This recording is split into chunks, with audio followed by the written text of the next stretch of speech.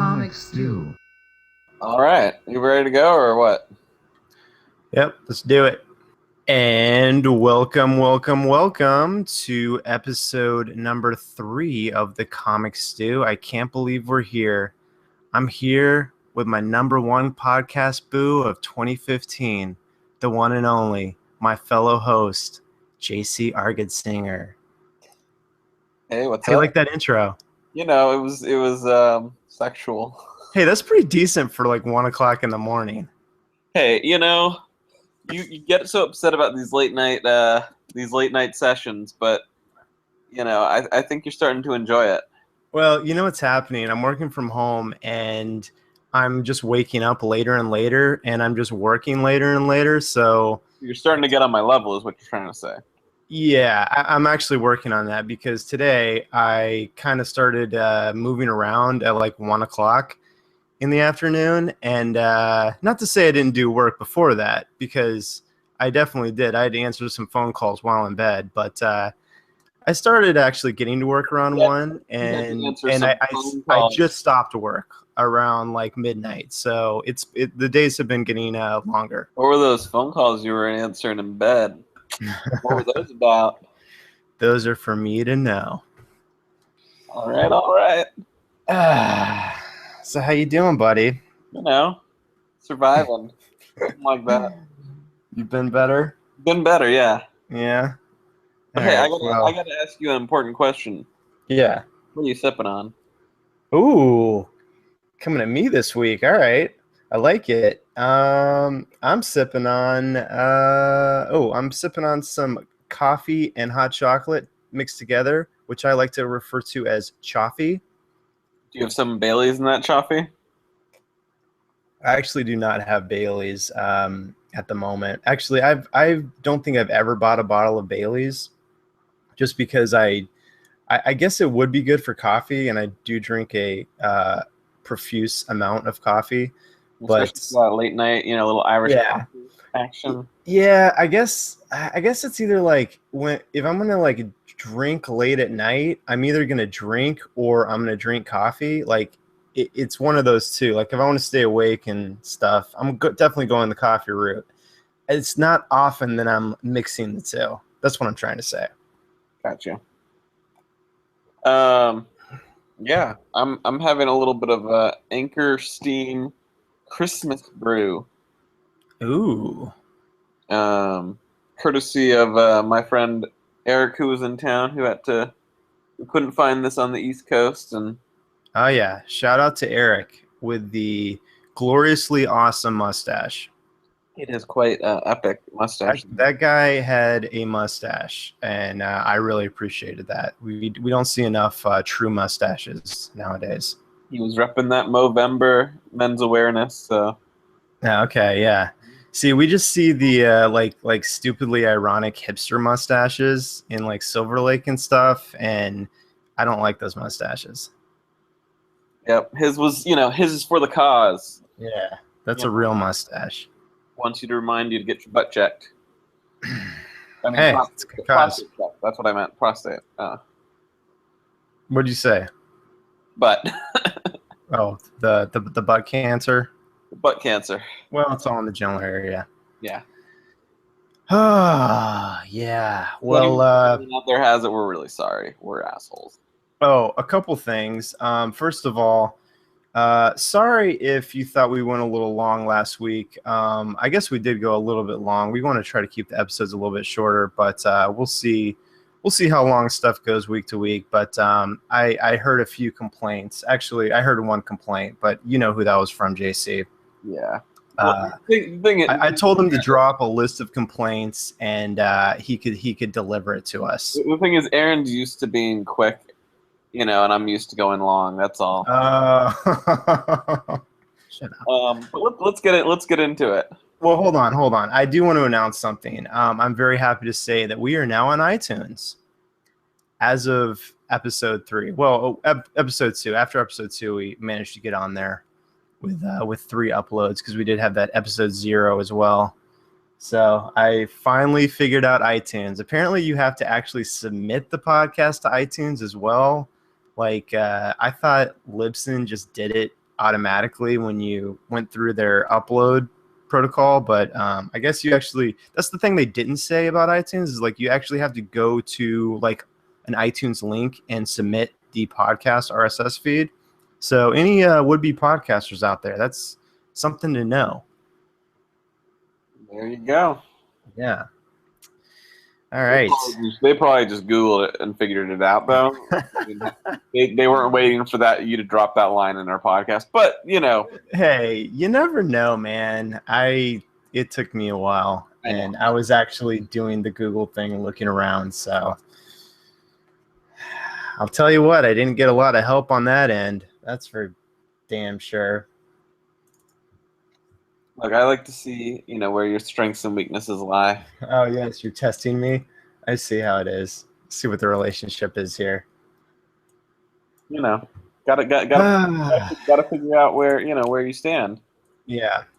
So JC, should we get to a little late news, because we recorded last Tuesday, and I think that was when that Batman vs Superman teaser dropped, the one where Supes goes into the room where Batman's tied up and rips off his mask. It was like 45 seconds. Which is allegedly a... Well, hold on. We'll get to that. So that was Tuesday night when that dropped. And the next day, we had the full-on trailer for Batman vs. Superman. And that was definitely a big one, wouldn't you say? When you say the full-on trailer, you mean the movie came out, right? Oh, yeah. No, yeah, because we basically were exposed to the entire plot. So, yeah, I don't know if I need to see the movie now. To be fair, we don't know. That could be the first 15 minutes of the movie. You know what? You're absolutely right. I mean, that could be the first 15, and then it just goes full on into a Justice League movie after that. Because from what I've heard, we are going to see, of course, Batman and Superman. Obviously, we're going to see a lot of Wonder Woman. Aquaman. And Aquaman is confirmed to be in the movie. And as of this week, we've also heard the costume designer talking about how Flash is going to be in the movie as well. I mean, that's basically everybody. Like, just throw Green Lantern in there, and I don't know. Like, I'm assuming they're going to try to have 7 heroes for the actual Justice League movie. Yeah, so, I guess it depends on what version of Justice they go with. Okay, you're more of the DC guy than I am, but who would you say would be the team that makes sense for the first feature-length Justice League movie, live action? I mean, obviously, Batman, Superman, Wonder Woman. Yeah. Obviously, Green Lantern. Is that obvious? Because he hasn't always been. Has he always been like a core part of the Justice League? Well, okay. I mean, obviously, there have been some bleak moments in the Justice League. But I think of like the core kind of group being. Hold on. Why don't you say obviously again? I need to hear that one more time. Obviously. Yes. Okay, so the core team. I kind of think of the rebooted JLA lineup, which is also kind of the Justice, Alex Ross Justice version, which was those 3, Batman, Superman, Wonder Woman, Flash, Green Lantern, Aquaman, and then Martian Manhunter. Yes. Okay. Yeah. Batman, Superman, Wonder Woman, Flash, Green Lantern, Martian Manhunter, and what was the last one you said? Martian Manhunter. Is that 7? That is 7. Yeah. Okay. Yeah, I was gonna say I mean, there have been versions with Green yeah. Arrow and Hawkeye and yeah. I'm glad you put Martian Manhunter in there, because that. I mean, I am not a DC guy, and I don't know. I definitely do not go back with the Justice League, but the team that I kind of most recognize, I guess, or connect with was the Grant Morrison team, and I'm looking I'm looking up that lineup because I remember he wrote Justice League in like the early 2000s or late 1990s. I think into the early 2000s. Was that right? And he kind of had the. Didn't he basically have the traditional Justice League lineup? I know he had Martian Manhunter. That's why that resonated with me when you said that. I mean, I'm thinking the lineup that I remember from that time was that lineup, which was JLA. Yeah, that's all. That's all of the. That's the Big Seven. Yeah, that's kind of. I guess that's the team you would think of when you think of the Big Seven. And that was 97 to 2006 JLA, and that was Grant Morrison, and that was generally that.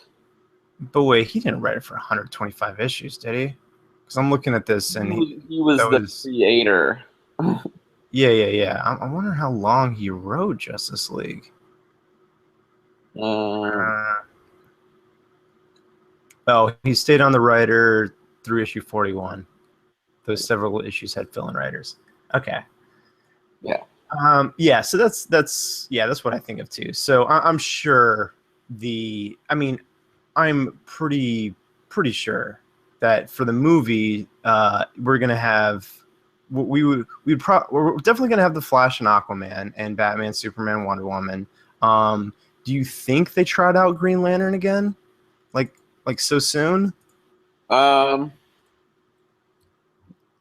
mean, I don't think it will be in this movie, but I would imagine it would be in the Justice League movie.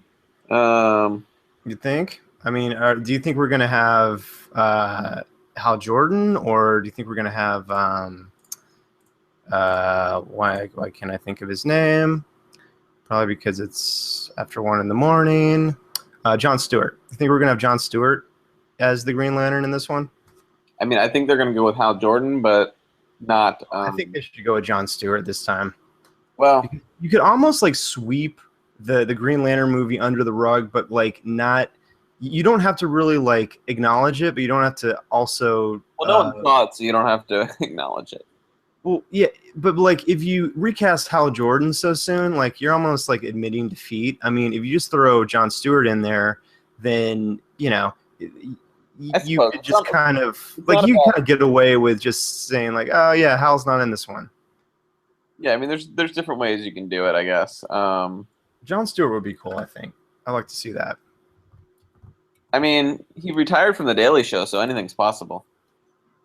You're absolutely right. Well, that was a terrible joke.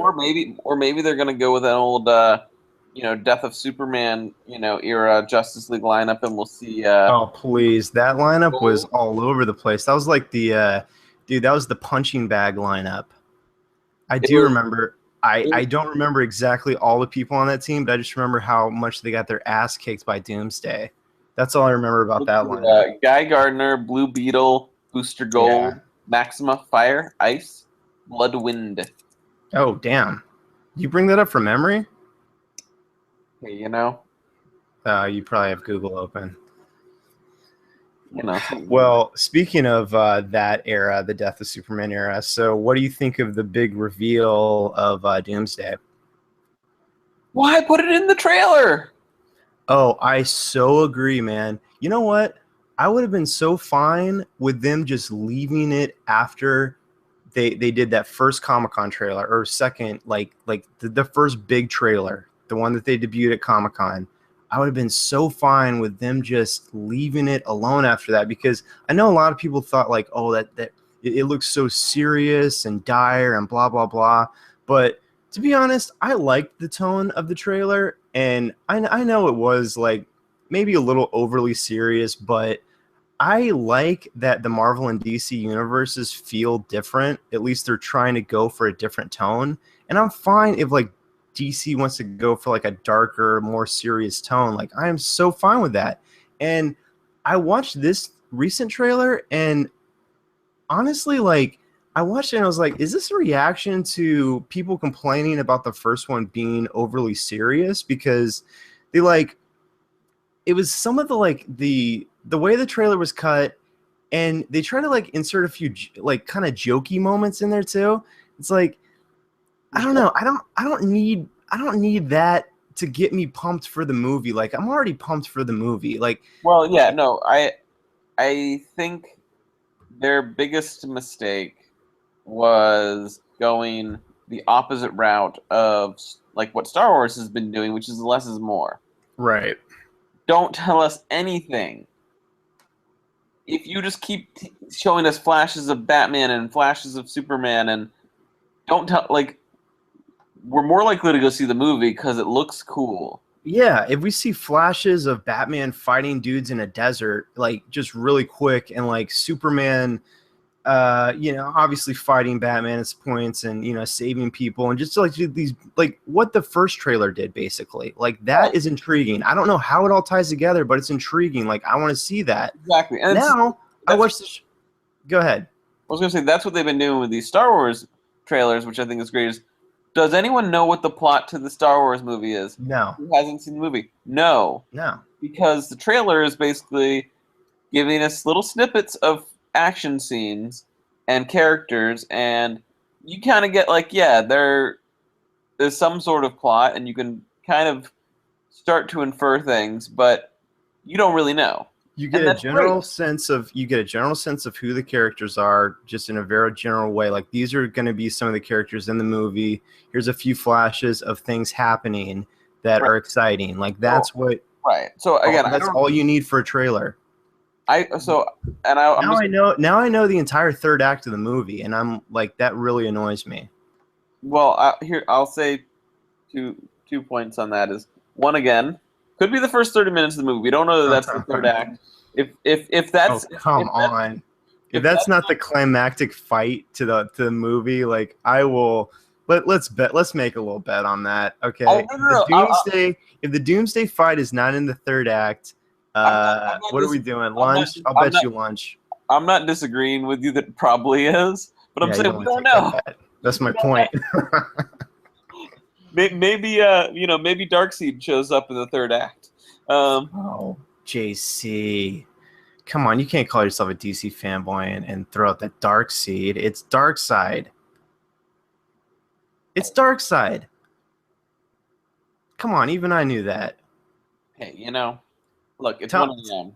Tell me if I'm wrong, listeners. I know people pronounce it different ways, but I've always, because I used to think it was Darkseid, but then I think I heard some writers talking about it, and or I watched the Justice League cartoon. I know in the animated shows that's how it's said, but I always just figured that they were changing it. That they were wrong. Yeah, but hey, whatever.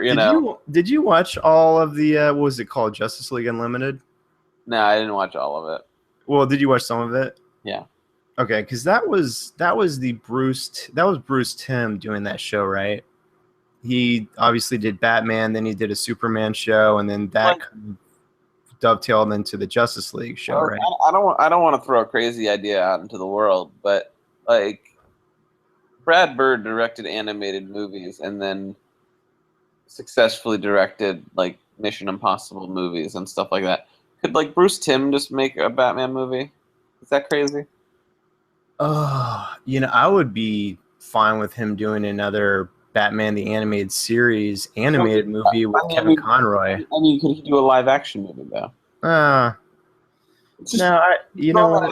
Bruce Timm's version of Batman is very special to me, and I would be just down with more stories in that universe, with Paul Dini writing it and Bruce Timm kind of serving as director and creative director and doing the producing the visuals. That would be awesome. All I'm saying is, like, it's amazing to me that they never thought of having him do a live action movie.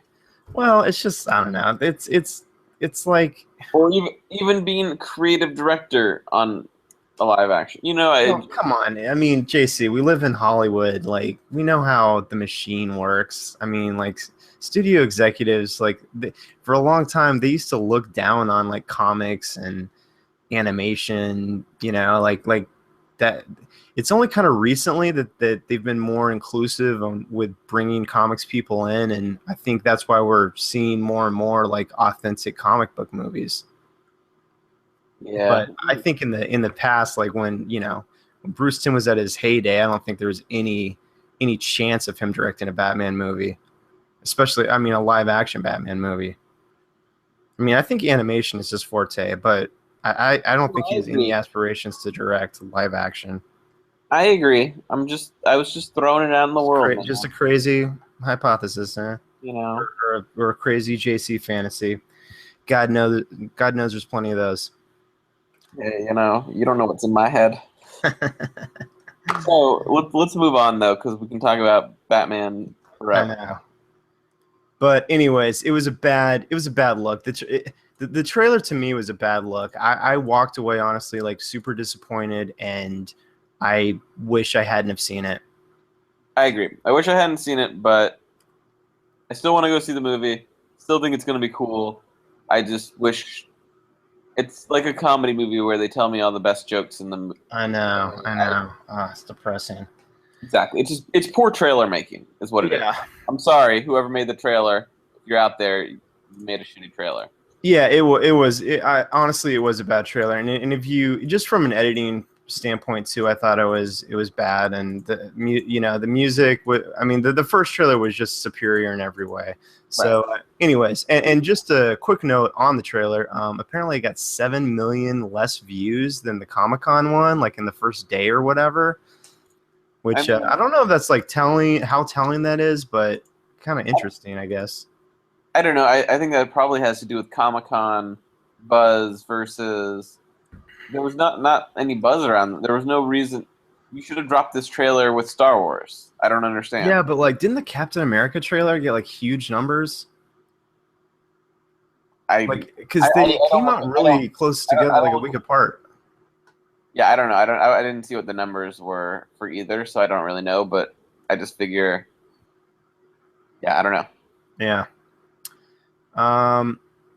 So moving from DC to Marvel, I guess Iron Fist got a showrunner, so I think we can finally put to bed those rumors that the Iron Fist show is not getting made. Yeah, I mean, they still have to cast Danny Rand, so we'll see. But yes, it does seem to be moving forward, which is good, I think. Did you read the synopsis of what the show is going to be about? I haven't read the synopsis, but I'm looking forward to seeing what they. You want to click on that little link while I talk? I think you should read it. It's pretty short. Basically, well, let me just tell you too. Like, basically, apparently, it's. Well, click on the link and read it. But basically, the synopsis is Danny Rand comes back to New York after being gone for a long time. Oh yeah, no, I did hear that. Oh, you did hear that? Okay. Yeah. So that's basically the main point from it. But which that's kind of interesting because I would assume then that where he's going to be with his relationship status with like Luke Cage and all those guys like that he knows like very well in the comics and that he had Heroes for Hire and all that. You would assume that when the show's going to start, he may not know Luke Cage. Like over the course of the show, he probably meets him. I would think. I would guess that they don't know each other when the show starts. Just like in Jessica Jones, they don't know each other when they meet. When in the comics, they know each other when they meet. So yeah. I'm going to assume that the first season of the Iron Fist show will be heavily flashback. It will have heavy flashbacks. I don't know where I was going with that sentence. It was a bad sentence. I kind of got away from you. I mean, because I would think the show is going to start with him showing up in New York doing something crazy. And then as it goes on and you kind of get to know him, it's going to flash back to him being in Kung La. We'll see. But, I don't want to give too much time to this because it's we were long on time last week. Oh, that's true. All right, we got to move on. All right, I want to talk Iron Fist though, JC. What? I understand. Did you see the other Marvel news that I put up there? Oh, that Daredevil and Jessica probably won't show up in an Avengers movie. basically it could happen in Infinity War, but they're like very complicated because Why is it very complicated? It's the same company. The same company owns like well, it's the I same know there's but they're different divisions. There's a TV and they division and a don't like each movie other. division. They don't like each other. Oh, that is so dumb, man. But speaking of Netflix properties, did you see the new Crouching Tiger trailer? No. And I really don't care. I haven't even seen the first one. Jesus, you know. Ironically, though, I'm actually What I like, Aaron, is how you get on me for not doing things, but yeah. things either. So Yeah. Anyway, there's a Ironically, though, I'm looking at the DVD for Crouching Tiger right now because I raided my friend's DVD collection and I'm in the process of ripping some of them, and that's one of them that I'm been meaning to get to. and by ripping them, he means like he's tearing the cover, not anything illegal. Yeah. Nothing unforward now. But yes, they're making a sequel to Crouching Tiger, which will be a Netflix original movie, which is kind of interesting to me. So But is it gonna have the same actors? some of them, I mean, some of them. Spoiler alert! Some of them don't make it. But John Woo did that movie, right? was it John? Am I crazy? I don't think it was John Woo. I believe it was. What was it? I guess after I mentioned that I have the DVD, I should really dig it out and find it. Ang Lee. Oh, Ang Lee, yeah. But yeah, Michelle Yeoh is in the sequel at least. So some of the same actors and stuff. Ang Lee of Hulk fame or infamy. Something, yeah. Yeah. I did not like that Hulk movie. Should we get into it? Well, that's cool. Yeah. Do you want to say anything else about that? No, just thought it was cool. Trailer was cool. Yeah, Netflix doing a lot of shit. Like, was kind of surprised that it was a Netflix.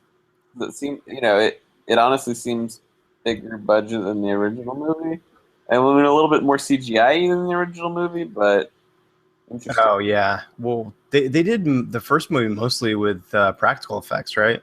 Yeah, I mean, it looks like a lot of practical effects in this too, but there definitely seemed to be some bigger action pieces that had what I would assume was CGI. Oh, okay. Cool. Yeah, man. Netflix is blowing up. Yes. But I guess, are they doing a lot of like original movies? Because obviously, like their forte has always been TV shows. Yeah, I mean, this is the first one of this kind of note that I can. Of note, yeah. I know they've done some smaller, documentaries and stuff like that. Right. But should we start talking a little Space Wars? Some Space Wars, some Spaceballs. Yeah. Well, I thought this was funny to lead into that. Maybe I just wanted to touch on a few. I guess you could call them news stories of the last week. I just thought it was kind of awesome that, two things. One thing I don't think is awesome, and one thing I think is awesome. The thing that I don't think is awesome is that there's a controversy, which I think is completely made up. But that's just the nature of our society today. But the controversy is of the quote unquote controversy is about the slave Leia costume in Return of the Jedi. And I guess there's a story going around about how Disney is not like selling any merchandise with that look, and I guess there's like a dad complaining about like it, and it just like picked up social media steam, and it's just a completely made up stupid thing that is really dumb because there's actually like serious stuff going on in the world today, and like this is actually a quote unquote controversy. But the thing I think was awesome, if you want me to, or if you want to go ahead and say something, go ahead. No, continue. No. The thing I wanted to say on the opposite side that was awesome was Carrie Fisher's response which was basically, here, I'm going to read it verbatim. She said, she told this to the Wall Street Journal when they were asking her about the dad and blah, blah, blah, complaining about his daughter seeing that. And she said, I think that's stupid. The father who flipped out about it, what am I going to tell my kid about why she's in that outfit? Tell them that a giant slug captured me and forced me to wear that stupid outfit. Then I killed him because I didn't like it. Then I took it off. Backstage. End quote. So perfect. So perfect. Yeah. Yeah, no, it's stupid. It is stupid. And I don't know. Who cares? It's political correctness, whatever. It's dumb. I hate it. Ugh. But it is what it is. Yeah, but I just thought that was a great response. Yeah. Oh, it definitely was. Yeah. The other news story apparently was that old George saw The Force Awakens. He did. And apparently, this is also controversial because I think everyone's reading a lot into it, but all the headlines that I've seen is George Lucas's thoughts on Star Wars are far from a good review. Oh, really? Yeah. So phrasing that. So they're basically saying that he's shitting all over the movie. Here's what his quote is. I think the fans are going to love it.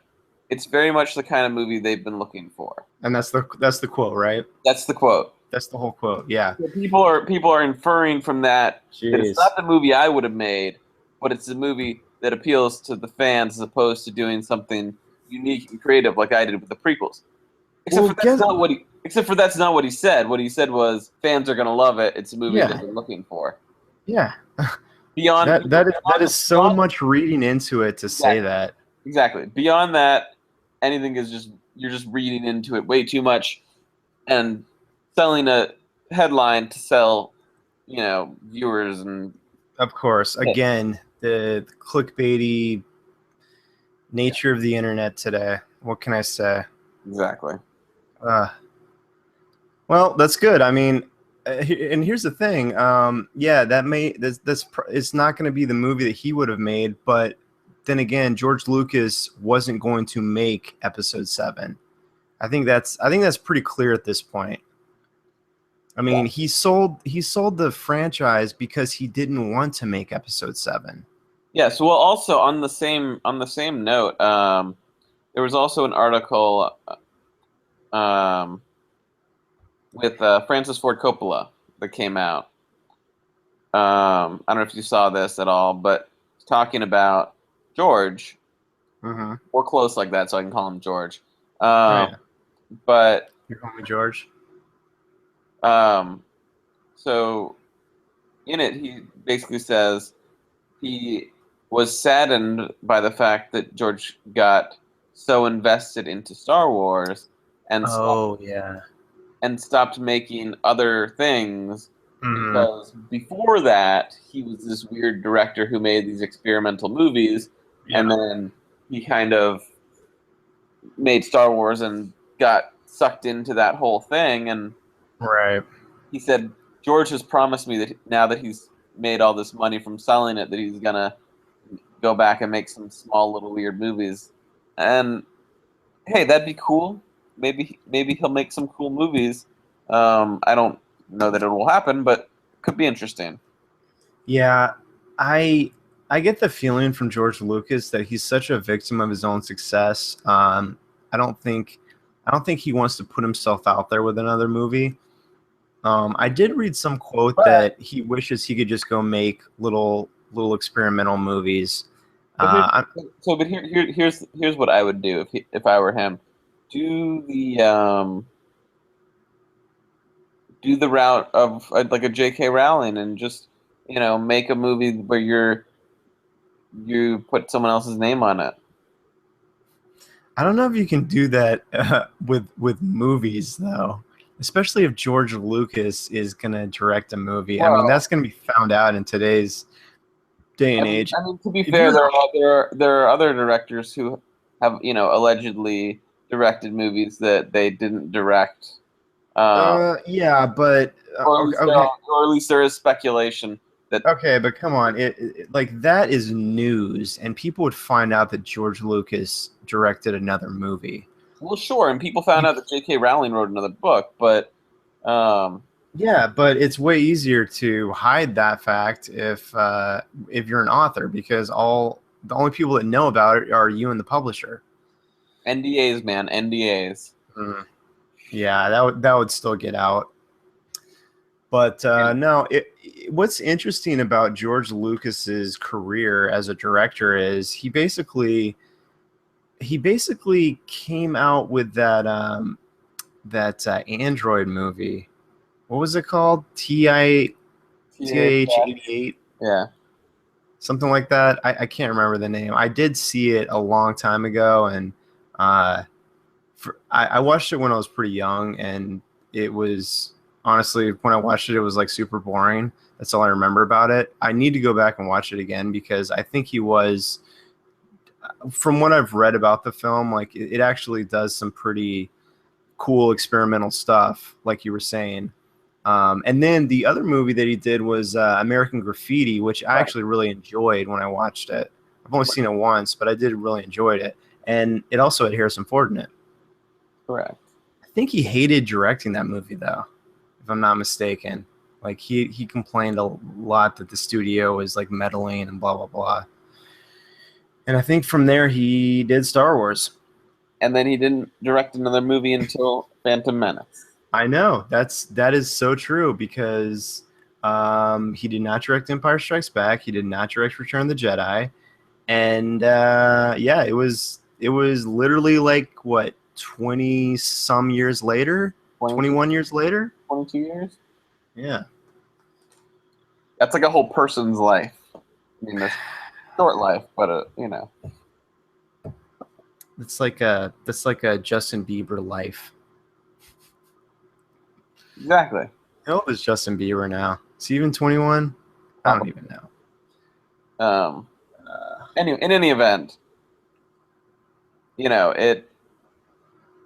well, it doesn't matter that George didn't direct another movie between then because he produced one of the greatest movies of all time, which was Willow.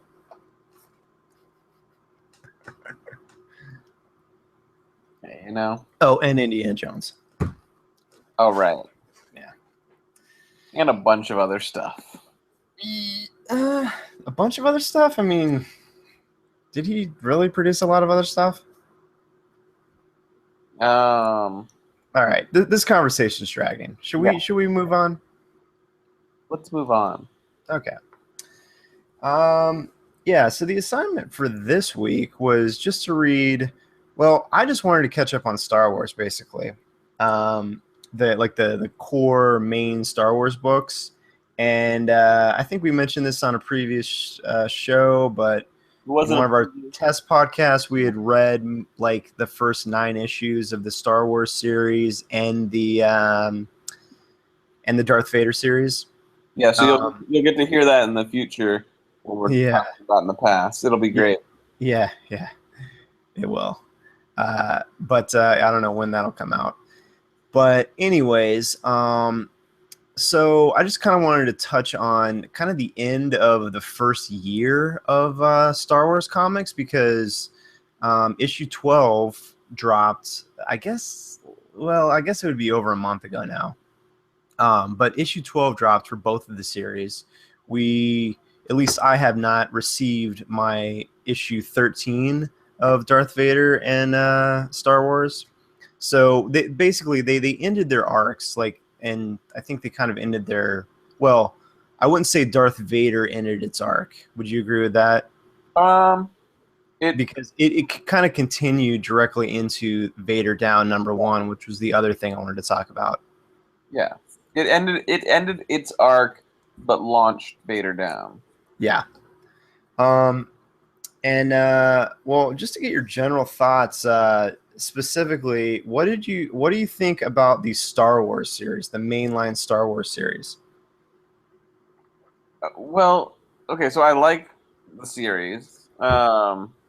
It's fine. You don't love it, really? Well, okay. So my biggest issue is there's how many of these little ancillary series with like Lando and Leia and Chewbacca and Vader, and there's a lot of these little series, and then there's the main Star Wars series, and Well, hold on. I would call the main series Star Wars and Darth Vader. Those are the two main series. There's a few like mini series that have come out. Yes, the Chewbacca one that's coming out right now, the Lando one, the Leia one, and then there's the Shattered Empire thing that we're also going to talk about. right. I don't know. There just seems like there's a lot of um, with all those series. To me, it's I know where I am with the Star Wars series, but Uh-huh. they're going back and forth with some of the other series. I feel like, where I'm just like, wait, what time is it? What year is it? Yeah, What movie are we between? well, I think a lot of the mini series, those are like the Lando series, for instance, like that was just a Lando story. I mean, you don't really need to think too much about it. I mean, it was after the rise of the Empire, and it was kind of a heist story with him stealing something of the Emperor's. Right. It was a great series, by the way. We talked about it in our other podcast Yeah, that may and come out. basically, telling Lando to become, not Lando. Wait, what?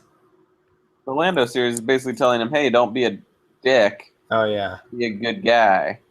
Hmm. Uh, Well, he's a good guy, but he's a dick. I know a few people like that. yeah, go fuck yourself. Anyways, though, I mean, I'm really surprised that you would kind of be even a little bit down on the Star Wars series, because I think just in the pure unbridled spirit of the original three movies, that this book just nails that tone, and it's written so well by Jason Aaron. I love the Star Wars book. No, I like it a lot. I'm just, Oh, you just can't say love, can you, JC? This guy's got a cold, cold heart. He can't say love. He can't find love in that heart. look, I told you, today was probably not the best day to get me riled up. Okay. Well, in a different way, as much as I love the main Star Wars book, in a different way, I really love the Darth Vader book. I think that book is super well written, and I'm actually more invested in the characters in the Darth Vader book because there are new characters that have been created. Well, I was gonna say I like the Darth Vader series better. Oh, shocking! You like the book about the villain. Oh I'm wait, so kidding. when I'm you kidding. I'm wait, kidding. Go ahead. wait. So when you say that, it's okay, but when I say it, I'm evil. You know, I, Well, you're I just confirming my prejudice that you're evil when you say that. I keyed. I Come like I on. like the Talk about it. Talk about it. okay. So I like the new characters. They're the best part of the series. I mean, I don't. I think that the Darth Vader characters are potentially going to. I'm going to miss seeing them in. You know, I mean, it looks like they might be in Vader Down as well, but not as much of a focal point. Yeah. But I mean, we don't know their final fate. I mean, obviously they're newly created characters, but anything could happen. I'm definitely invested I really to like. I where really they're going to go. Yeah. I mean, I really like the fact that they've essentially created these, um, Bizarro, CP3O, and R2D2. Um, And a bizarro female Indiana Jones. yeah. It, Yeah. it's a It's fun. great. And you know what's awesome about the characters And is even the droids make a reverse comment of I've got a great feeling about this or something like that in in one of the issues instead of I've got a bad feeling about this like C3PO. It's just fun. yeah. Okay. Can I make my point? Oh, so you can speak for 20 minutes, but I speak for No, 30. I just wanted to make a quick point, and then I was going to let you finish. But I was going to say that I love how these characters act as a prism to see through and to see Vader through. You know what I mean? Like, it's awesome because Darth Vader hardly says a word in this series. He is that force of nature character that you is best viewed through the eyes of others, and that's why these newly created characters are really cool. That's one aspect to why they're cool. No, yeah, it's kind of like watching Doctor Who, where you see the show through the prism of the other characters, not through the main character. Now, is that a staple of Doctor Who? I'm asking seriously.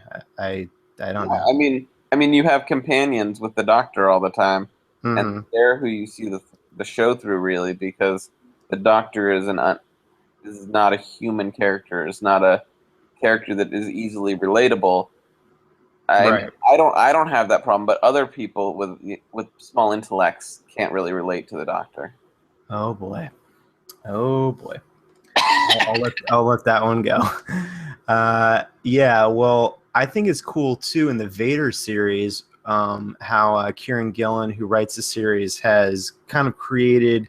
First of all, has put Vader in a precarious position with the Emperor, to where Just to clarify, though, that's not the Karen Gillan from Doctor Who, because we were just talking about Doctor. no, Kieran, not And Karen. you said Karen, so just wanted to make sure our audience Kieran. knew that they weren't the same people. Yeah, I got to interview Kieran Gillen one time on my old show, which was pretty cool. Anyways, so it's nice to see he's still going strong, and he is. He's I would say he is one of the top comics writers in today's landscape, no doubt. I got to meet Uh, Karen Gillan before, and she's very tall and attractive in person. oh yeah, So she I got didn't have that. a shaved head, did she? She did.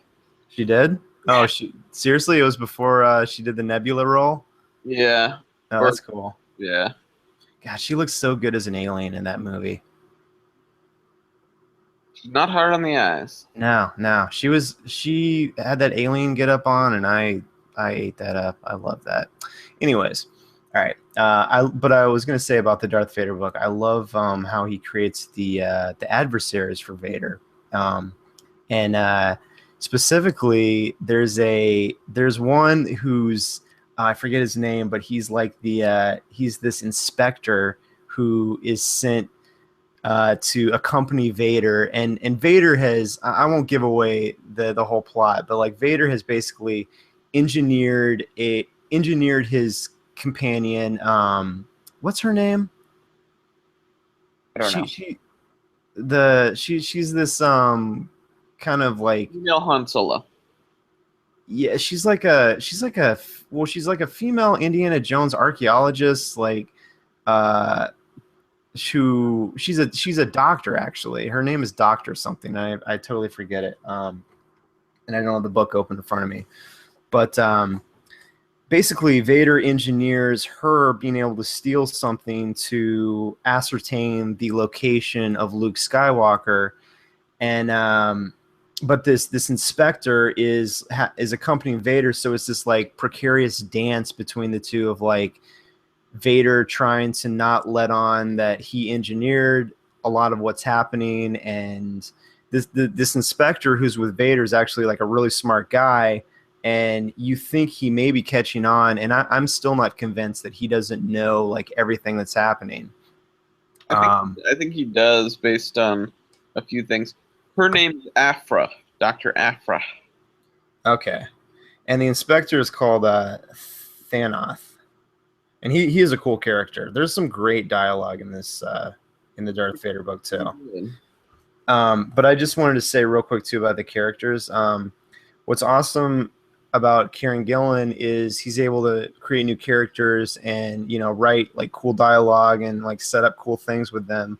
And that's a little more exciting to me than the Star Wars characters because like of course like yeah they're characters you know and love, but you also know like where they kind of end up. So the excitement of the mystery of what's going to happen with them is kind of already set. It's there's no mystery. So I mean, Jason Aaron definitely does everything in his power to make them the movie characters, and I think he succeeds admirably in that. But the Darth Vader book to me is just a little more exciting. Even though there's probably more like adventure and action happening in the main Star Wars book. Yeah, I mean it's why Wolverine books are more exciting than X-Men books. Are they? I thought Wolverine was in every X-Men book. No? He's just in every book in general. I wish you were reading Marvel in the last few years where he would just be on every single team. Like he was on multiple Avengers teams at one point, and the X-Men, and you mean since like 1990? Yeah, I don't know when you stopped reading comics, JC. Trying to get you back into comics. What I'm trying to tell you is he's been in everything since 1990, but you don't that because you're only trying to make dickish comments tonight. Oh, it's late. What can I say?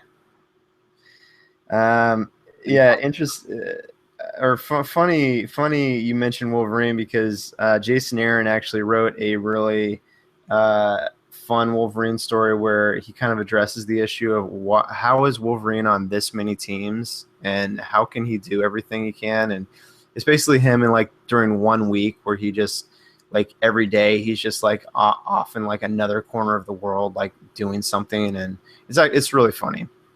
That just reminded me when we were talking about Jason Aaron and Wolverine, because Jason Aaron wrote a lot of good Wolverine comics back in the day, and the day wasn't that long ago, like a few years ago. Tuesday.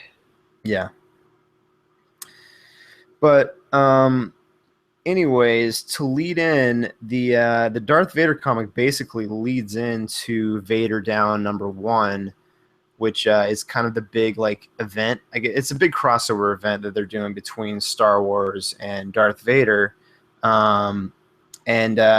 Basically like if you wanted to get a lead in to Vader Down, I think you would really only need to read Darth Vader, because correct me if I'm wrong, but issue 12 of Star Wars, Luke is not on the place that Vader is looking for him in Vader Down #1. Like he's in a completely different spot.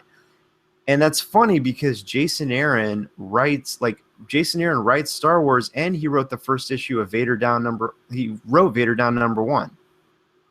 The Force works in mysterious ways.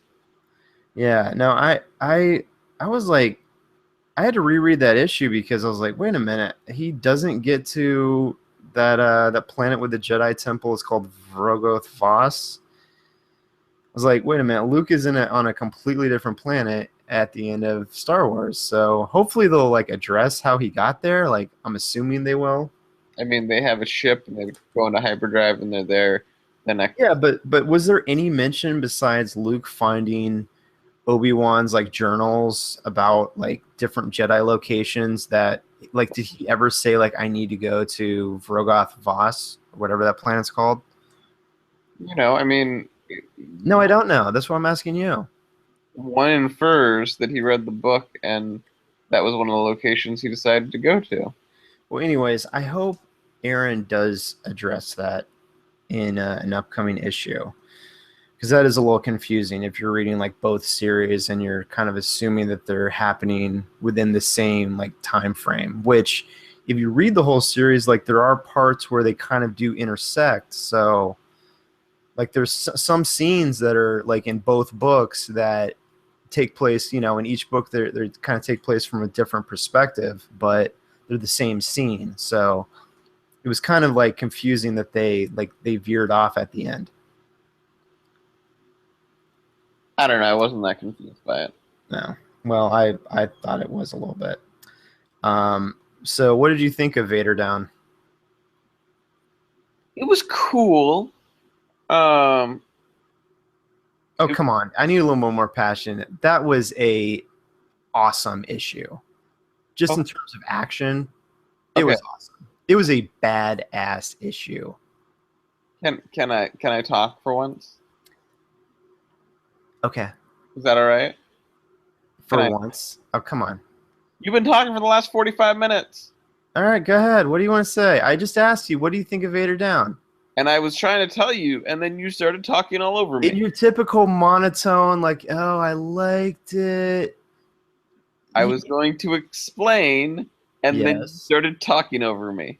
All right, what? What did you think? What did you think, JC? Jesus, Potser. Um, so I thought it was cool. I liked the action scenes. You got to see Vader being a badass, but Oh, yes. my thought was he seemed a little overpowered You think so? based on the movies. Based, I mean, Okay. Let's. I don't think there's really that much to spoil in this issue, so I do want to just talk about it. Like, there's a lot of action. And are you talking about him engaging, like, what was it, like a couple dozen rebel fighters at the like beginning? a couple squadrons of rebel fighters, and they can't hit him. And if this was the case, then like when the rebels attack the Death Star, why do they send out other TIE fighters? Why don't they just send out Vader to be done with it? Well, that's more than a couple squadrons the rebels sent against the Death Star. And as far as I'm concerned, I think it's totally within Vader's power to like use the Force and be able to take out, multiple fighters. Like, I mean, Oh, it's been established he's a great pilot. I know, but there's a point to which it seems implausible. Yeah. I, Well, I mean, he does I eventually mean, crash. So, only when Luke drives his X-wing into him. right. That, Um, that was pretty awesome, though. I guess you look at the other movies and um, yeah, Obi-Wan is not this good. Obviously, he's not Darth Vader, but he's not using the Force in flight, and I don't know. It just struck me as a little much. Yeah. It was Well, cool. It was cool. Don't get me wrong. Like I just that was my whole thing was like, is he that? Is he? Can he really do that? Can he yeah. like? But whatever. It was I mean, cool. I've kind of, I guess, had the opinion reading some. Go ahead. What are you gonna say? You gonna Well, finish something up? I I don't mean, want to talk over you, JC. but you will anyway. Um, no, I think it's kind of like you can either make him so super powered or you can ground him a little bit more, but it's I don't know. I don't know where the right balance is. But I just don't feel like in the movies he was as powerful as you see him in comics and movies, and I mean comics and um, like video games and stuff like that, where he just seems to be. You get to see, I guess, a lot more than you saw in the movies, so maybe it just comes off that way. Um, Well, if I could make one point, I think in the movies, Vader never really unleashes his power. Like, that may sound a little crazy, but if you think about it, when does he actually like bust out? Really, when does he really have to? When is he required to use the full potential of his Force ability? I mean, presumably, like episode 3 is where you would be seeing it.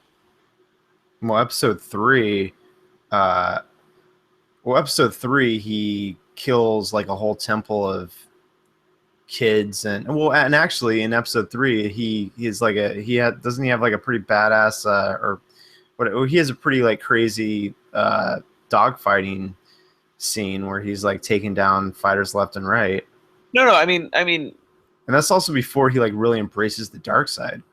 no, for Well, sure. I'm getting nerdy now. Just now. Yeah.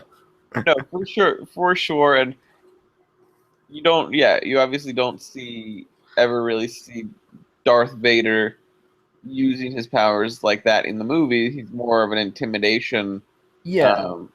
kind of force. But yeah, I don't know. And wouldn't you say too that it just thinking it? Well, let's just take the original three movies because he's Darth Vader in those movies. Like in the prequels, he's not Darth Vader yet. So in the original movies, wouldn't you say that Vader never like besides have when he's fighting other Jedi that when he's fighting Luke, like that's the only time he really has to bust out his power. What about when he's playing But Obi-Wan? oh yeah, that too. But Obi-Wan is an Wait, is an old man by that time and basically like gave himself up. I feel like Obi-Wan wasn't I mean Obi-Wan did what he did for a reason. right, for sure. But besides like fighting Jedi, like it wasn't like Vader had to, like lift up like chunks of rock and fling it into Y-wings that were about to bomb him, which he did do in Vader Down #1, which was awesome. But I didn't see that and think like, oh, that's implausible. He couldn't do that. I just thought like this is Darth Vader like busting out his true power. No, I didn't see. I didn't think that was implausible. I just thought. Yeah, I don't know. I just found that initial dogfight a little um over the top. Okay. But All right. Well, that's fine. Um, I guess how much of the like expanded universe stuff have you read? Like uh, novels and stuff like that. little to none. Little to none.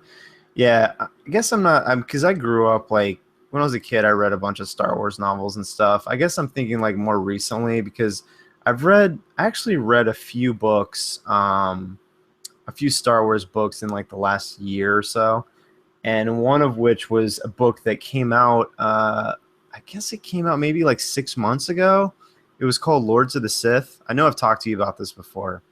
Yeah. I just brought it up because there was some parallels between that and what's happening in Vader Down. Like just from a plot perspective, Darth Vader is kind of stranded, and kind of this overwhelming force is kind of arrayed to like take him out. In Lords of the Sith, it's actually him and the Emperor. And to anyone who has not read that book and you like Star Wars and you like Darth Vader and you like badass Sith moments, you definitely need to read that book. It's really well done. But like that book specifically, like that had some of the craziest, like most badass Vader moments I've like seen in Star Wars. And I guess to me, like well, it was just executed well and written well, so I totally bought into it. So I guess that's kind of influencing me thinking that about like Vader's power level. But yeah, I guess to me it's like pretty plausible. For Like sure. some of the stuff he can do. Probably the single most badass moment in Lords of the Sith. I'm just gonna do a little spoiler because it's just that awesome. Is when he needs to board an enemy ship and capture the captain.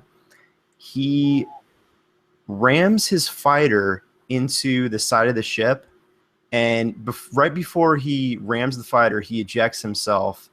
The blast creates a hole in the side of the ship. He like pulls himself in with the force just through space into the ship, and then continues to just decimate the crew. And yeah, that was one probably my like single most favorite Darth Vader moment. Maybe up until the last scene of Vader Down #1, which was pretty awesome as well. Yeah. He's surrounded by about looks like what would you say 950 rebel troopers, and the line is you are surrounded, and he just busts out the saber and says, all I am surrounded by is fear and dead men. Great scene. Good. Yeah. Yeah. I liked it. I mean, it was a really action heavy issue, but I was into it. It I wasn't. thought it was cool. I'm definitely interested how it's going to intersect with the main Star Wars book and all that jazz. So I think it's a 6-part crossover. So we're just Yeah, well, let's talk a little Shattered Empire. oh yeah. So we're going from after A New Hope to post Return of the Jedi with this series. I guess this is where I was going back to, like, because there's a bunch of different series at different times, where Uh-huh. reading all of them at the same time can be a little bit. Wait, which book am I reading? Which year is it?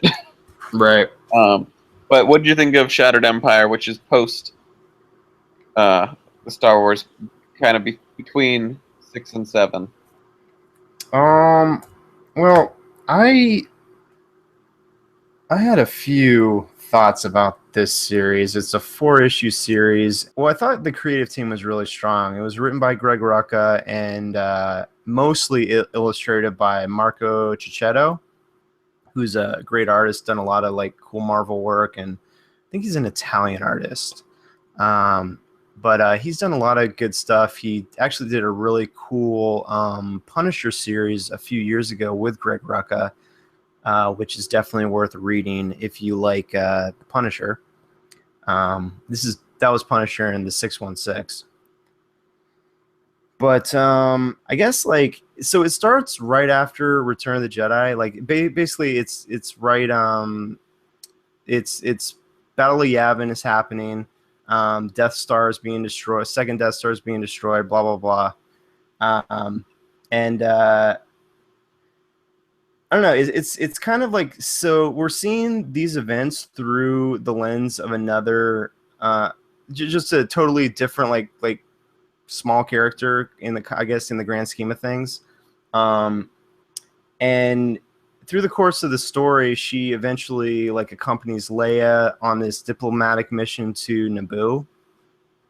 And then the last issue, she goes off with Luke to do this other mission. So we're just kind of like I guess honestly, at the end of the day, I walked away from this series just kind of thinking it was a little bit inconsequential. Um, Rucka was trying to tell a story or he was telling a story with just a kind of just regular grunt in the Rebel Alliance. Can I tell you how you're wrong once you're done? Well, hold on. He's telling a story through the eyes of just kind of a normal soldier. Right at the end of Return of the Jedi, and I guess I just walked away from the series just thinking like, okay, that was fine. Um, I felt like I wasn't that invested in the story. I guess at the end of the day, it was written well, like it was executed fine. I didn't have a problem with it. It wasn't something that I felt like it's not something I necessarily want to reread. Like it was fine, but So, it was what it was. can I talk now? Sure, go ahead. Go ahead, Bill. Um, so, a couple interesting things about this series that you didn't bring up. First of all, do you know why they're from Yavin? Was that in the first issue that they talk about? Oh, were the So, main characters from Yavin? yes. Okay. So, they are the parents of Poe Dameron, who is one of the stars of Force Awakens.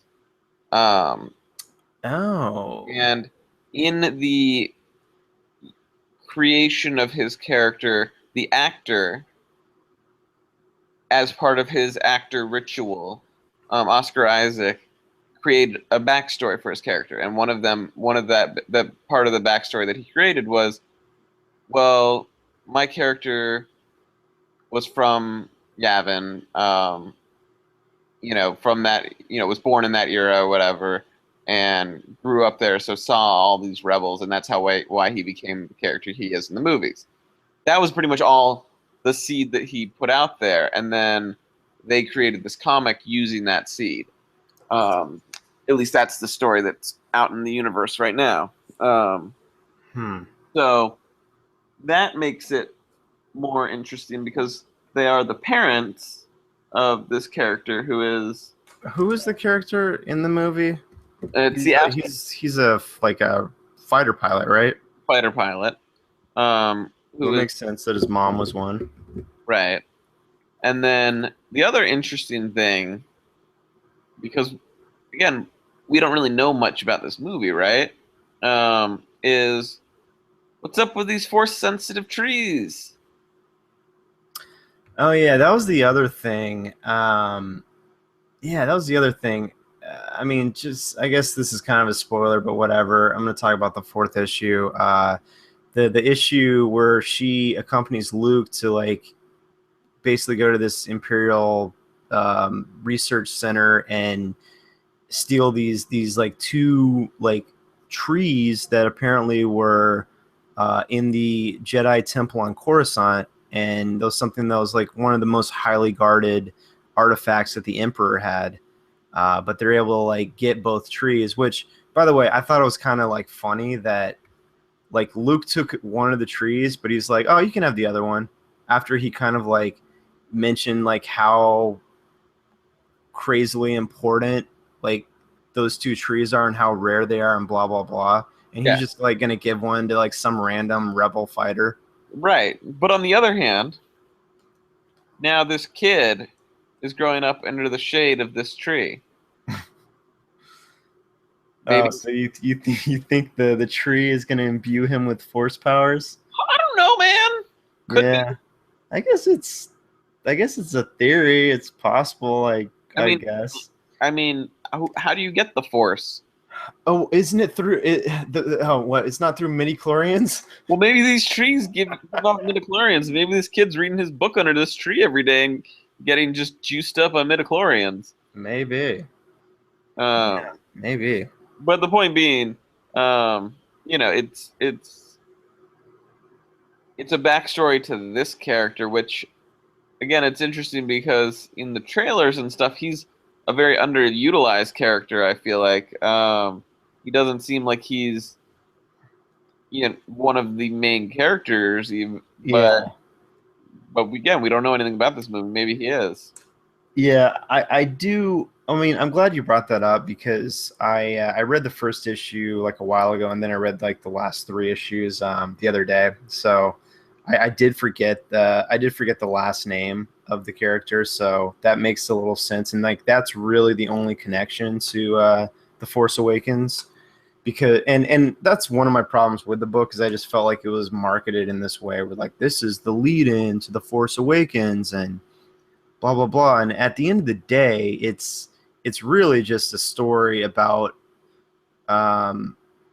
a chick who is a badass rebel pilot who kind of like intersects with Leia and Luke on some missions. Well, okay, you're kind of short. Which are cool. No, it was cool. Like it was fine.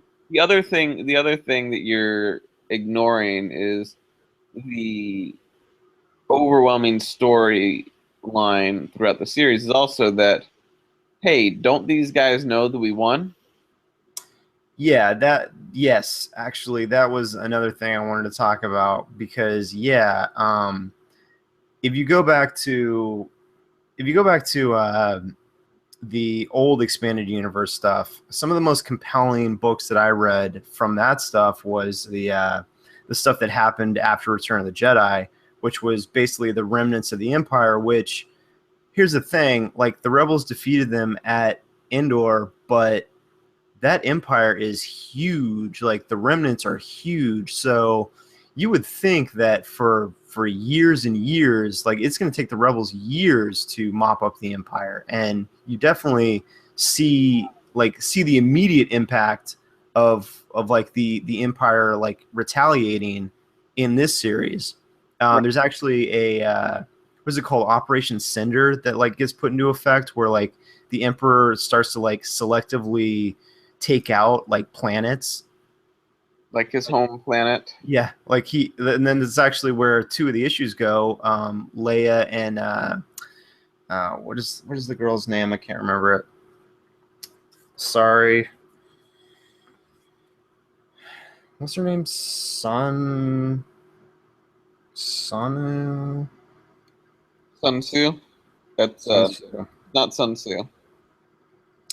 How about Mrs. Dameron? Mrs. Dameron. Anyways, yeah, she goes with Leia to Naboo, and that's when like the Star Destroyer and like satellite array like create these big ass storms that start to like destroy the planet. Of course, Miss Dameron and Leia, who's also a badass fighter pilot, are able to stop them with a little help from the rebels getting there in the nick of time. But yeah, that was going on. And I just want to mention one cool scene when Leia goes into the hangar. There's this one panel of like her walking through the archway that Darth Maul was standing in, like when the doors open. Like I was gonna, yeah. I was gonna bring that up. What did you think of that? Well, I was gonna say like probably cool. the most iconic and cool, probably the only iconic and cool scene from the episode 1 was Darth Maul just showing up like a badass and fighting Obi-Wan and Qui-Gon. So yeah, those are just like a nice little like nod. It was just like one panel, and she like walks through the doorway and she stops, and they ask her like, "What's wrong?" And she says like, "I feel cold." And in the art, you can just see like this hint of like Darth Maul's face in the background, like just kind of as an overlay. So it's just it was kind of cool. Yeah, it was a fun little panel. No, I definitely like that. The idea of that. I also feel like it's like the first time you really ever see Leia say, like feeling the Force. Yeah, I guess that would be one of the first times. Yeah, because she doesn't really this. Well, yeah, one of the first times, because she kind of like feels Luke like when he's on the underside of the Cloud City, right? Yeah, I guess, but that's probably maybe the first time, but yeah, that's like one of the first times. Yeah. Which actually, I was gonna bring up something I haven't given a lot of thought to, but in the Force Awakens, Leia's not a Jedi, right? We don't know. So 30 years into the future, I thought I read a story about JJ talking about why Leia wasn't a Jedi. Like, I think I saw a headline about that or something. So I don't think she's going to be a Jedi in this. I mean, I don't know. Yeah. We'll find out. We'll find out in a few. It's late, but a few short weeks, right? Yep. And Does that this movie come out? Mrs. Dameron's name is Shara. Shara. Sorry, Mr. Rucka and Shara. I couldn't remember your name. But I mean, overall, I thought the series was fine. Like it was a cool like Return of the Jedi aftermath series. You know, like, it was fine. I feel like I like that better than the main Star Wars series, because I don't know where it's going. Oh, hush, child, hush. No, I just feel like I feel like with the main Star Wars series, I just know that they can't. There is no real jeopardy. Well, yeah, that is kind of the thing. I mean, yeah, I agree. We know where the characters are going to be. I mean, I think what Star Wars has going for it is, like, no offense to Rucka, but I feel like Star Wars is executed far better than this series was in terms of like action and character. I think Jason Aaron is firing on all cylinders when he's, just telling classic, Star Wars adventures that it does, like, to me, it doesn't really matter that I know that Luke's going to stay alive because it's in that time period before Empire Strikes Back. It doesn't really matter because it's so fun along the way. Like, okay, what did you think about the scene where Luke, Leia, Han, and Chewie are all rocking lightsabers? No, that was awesome. I mean, that was just that's just fun, you know. Like he can do that, and it's fun. Like Jason No, Aaron is no, just telling like fun Star Wars stories. no, I agreed. Like, it was a lot of fun. But what happened to their lightsabers? Like, what, like, Oh, wasn't there something? Yeah. like I think there's something in the story that addressed that. Why they gave them back or whatever. they didn't give them back. I mean, Mm, Han wasn't like super comfortable with them, but I don't, I don't think they like gave them back. I think, potentially they had them all these years and didn't use them in these other movies. yeah. You know, Um, let me see. Yeah, I guess they don't ever like say why they didn't take the lightsabers with them. Yeah, these I don't these, know. these wouldn't be useful. No. I only need a lightsaber when I'm cutting open a tauntaun, and I won't need that for a few more months. Yeah, I don't know. That was just, I thought it was a cool ass scene and it looked great and all that, but I was just like, yeah, it Yeah. just it. Those are the things that strike me where because it's within these movies, you can't. There's only so much you can do. Yeah. Uh, Yeah. No, I know.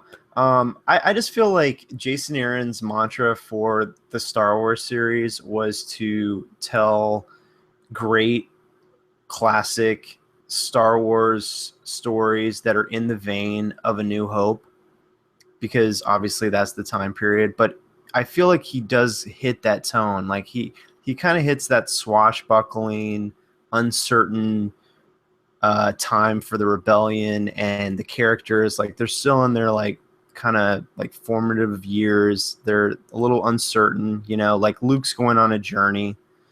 I mean, yeah, I think Jason Aaron is executing that book so well.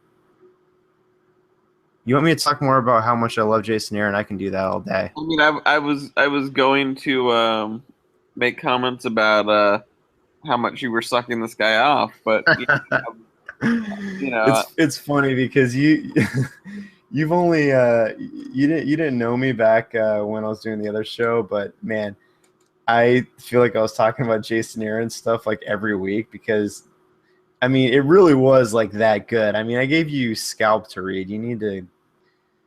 I think whenever you eventually get on that, you'll start to understand where I'm coming from with the Jason Aaron love. I feel like he's like a girlfriend who broke your heart, and you just can't get him out of your mind. No, he's never broke my heart, not yet. Honestly, the thing that I was probably like the most mad, like, here's the thing about Jason Aaron. I have never read a Jason Aaron comic that I thought was bad. And I feel like I've read a lot of his comics, if not almost all of them. But I haven't read his new comic yet, which I'm looking forward to diving into. His Image comic, The Goddamned. Definitely looking forward to jumping into that. But yes, once you read more, you'll understand, JC. You'll know where I'm coming from. I just hope you'll be man enough to admit it. Probably not. Probably not. Well, I mean, maybe to Jason Aaron, but not to you. yeah, you'll meet Jason Aaron with me, and you'll start talking about how much you enjoy his work and blah blah blah, and you'll be like, "Man, I'm such a big fan. My friend here, not so much, but I love your stuff." I can totally see that happening, throwing me under the bus. No, I Well, mean, hey, I'll just probably tell him how you're gay for him, but no, that's fine. Well, hey, JC, Hey, Aaron, have we talked enough Star Wars? more than enough. All right. You've talked a lot, and I've talked a little. Please. Please. I feel like you made some good points. I do feel a little bit better about that Shattered Empire series now that you've made your points. It's because my points are better than your points. Dang. As long as you know. All right. Because I do my research. I'm just gonna blame you having a bad day with how much you hating right now. Hey, whatever gets you through the night. No, I don't know. All right. Well, I think that's about all we have. Did you want to talk about anything else? You read any other random book? Probably, but I can't think of anything at the moment. Yeah, I think that's a no. Your buddy Eric was in town. You didn't have a lot of time, did you? Not a lot of time. Yeah. Time for some stuff, but not other stuff. It's true. Yes. Did some sort of reading the other night. Yeah. Anyways, I think I may have witnessed some reading, but yeah, I've been reading some other stuff, but I'll save it for next time. I do want to talk some Image number ones that I'm reading, and a few Marvel number ones too. I talked a few last week, and there's a few more that I want to jump into, including Doctor Strange, which, speaking of Jason Aaron, you should check out that issue. I think the first 2 issues I have, so check those out, JC. Maybe we can talk a little Strange next week. You'd like that, wouldn't you? God, is everything a euphemism with you? Blame my high school English teacher. No, really? That's the person that corrupted you? Yep. The lesson she taught us was everything's about sex. Wow. And, generally. All right. Generally a valid point from my high school teacher. Well, we got a glimpse into what JC was learning at school. All right, everybody. That was our show. We went a little shorter this time, so I'm glad we are able to cut it off. And so I can get to bed because I got stuff to do tomorrow. That's stuff, JC. Stuff. Yep. I don't want to. All right. I don't want to know what stuff you're doing tomorrow. Nah, you really don't. It would kill your soul if you knew. Well, people, thanks for sticking with us. If you stuck with us, we'll be back at you next week. And again, we're on iTunes. Check us out there. Go to thecomicstew.com. You can see all of our contact info there. If you want to send us an email, ask a question, JC is going to act as the douchebag filter, and will filter out everything that he doesn't deem worthy enough. So prepare yourself for that.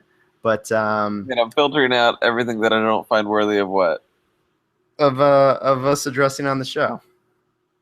I mean, I don't find anything worthy. Okay, maybe I'll filter the questions, but send any questions you want to thecomicstew@gmail.com. You can also find us on Twitter at thecomicstew. And let's see, anything else? We have a YouTube page that we're also putting these up at, so you can watch them on YouTube, or listen on YouTube. You can watch that awesome picture that JC took of us in our Halloween costumes. And by the way, I did want to mention too, speaking of pictures that JC takes, you can follow JC on Instagram. You want to give that out, JC?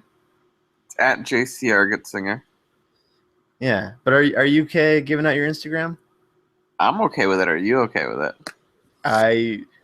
I'm just hoping everyone that checks out your Instagram is okay with it, because there's some stuff on there. I don't know what kind of stuff you're talking about. Oh, you know exactly what I'm talking about. Yes, I would say anyone with a sense of adventure, please go on JC's Instagram. It is pretty awesome. Definitely want to give that a shout out. Yeah. And if you've got a problem with it, my mom doesn't have a problem with it, so. And I guess that's all that really matters at the end of the So day. she's cooler than you then. All right. Thanks, people. We'll see you next week. And until next time, JC, What up? last words? Anything? Avenge me.